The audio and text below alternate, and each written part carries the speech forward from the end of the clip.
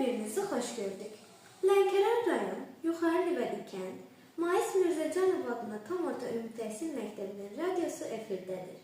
Aparıcınız mən 6B sinif şagirdi Əlizadə Zeynəb. 1 may dünyanın bir çox ölkələrində beynəlxalq əmək günü olaraq qeyd edilir. Əvvəllər bugün Beynəlxalq Zəhmətkeşlər Bayramı adı altında qeyd edilib. Bu proletar bayramın əsas məqsədi cüzi maaş müqabilində insanların 15-16 saata qədər gündəlik iş rejiminə məhkum olunmasının qarşısını almaq, uşaq əməyinə qarşı aparılan sinfi mübarizəni sürətləndirmək və sosial sığorta ilə təmin edilmək idi. 1866-cı ildə Amerikalı zəhmətkeşlər günlük iş vaxtının 8 saata endirilməsini tələb ediblər. Lakin işçilərin bu tələbi ciddiyə alınmayıb və rədd edilib. Etiraz aksiyası zəhmətkeşlərlə polislər arasında qanlı toqquşma ilə nəticələnib. 1889-cu ilin iyulunda Parisdə toplanan 2-ci Beynəlxalq Konqresdə 1 may tarixi Dünya Zəhmətkeşlərinin Birlik, Mübarizə günü olaraq qəbul edildi. Hər ilin 1 may tarixini mitinqlər, aksiyalar və boykotlarla qeyd etmək qərarı alındı. İlk dəfə 1890-cı ildə zəhmətkeşlərin beynəlxalq həmrəyliyi günü Avstraliya, Macaristanda, Belçikada, Almaniyada, Danimarkada, İspaniyada, İtaliyada, ABŞ-da, Norveçdə, Fransada, İsveçdə və bəzi başqa ölkələrdə qeyd edilmişdir. 1856-cı ildə yerli işçilər 8 saatlıq iş günü tələbindən ciddi olduqlarını nümayiş etdirmək üçün bir günlük özlərini tamamilə işdən azad etdilər. Bu etirazlar ölkədə elə bir canlanma yaratdı ki, xalq bunu hər il təkrarlamaq qərarına gəldi. İnsan istismarı demək olar ki, nisbətən azalmağa başladı. Zavod, fabrik və emalatxanalarda çalışan əbədi işçi kütləsi öz daxili birliklərini, cəsarətlərini sübut etdilər. Beləcə, proletar bayram düşüncəsi qısa zamanda Avstraliyanı aşıb, başqa ölkələrdə də yayılmağa başladı.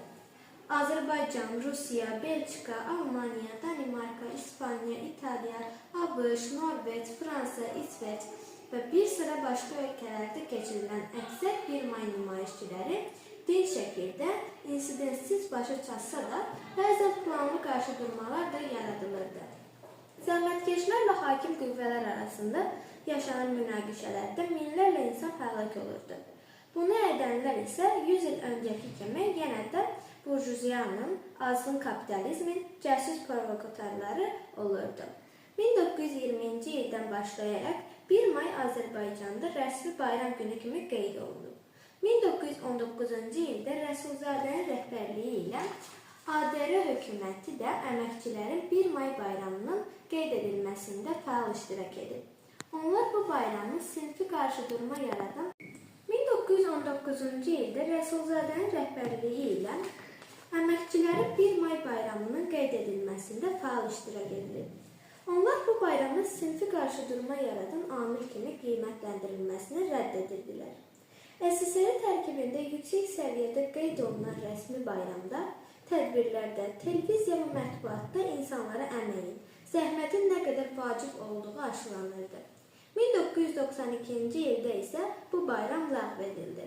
Həmin ilin oktyabrında müstəqil Azərbaycanın bayramları haqqında qanun qəbul edilərək 1 mayın sinfi ideologiyanı daşıyan şəxslərin təşəbbüsü ilə yaradıldığını əsas gətirilərək bu sıraya daxil edilmədi.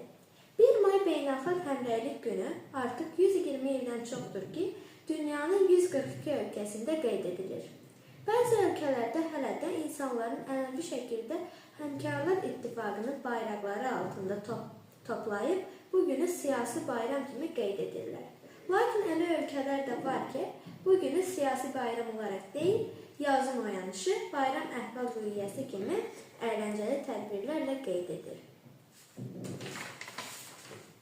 Dəyərli radyo dinləyicilərimiz, bugünə olan radio buraxılışımızın sonuna gəldik. Gələn efirlərdə görüşənədək. Sağ olun, salamat qalın.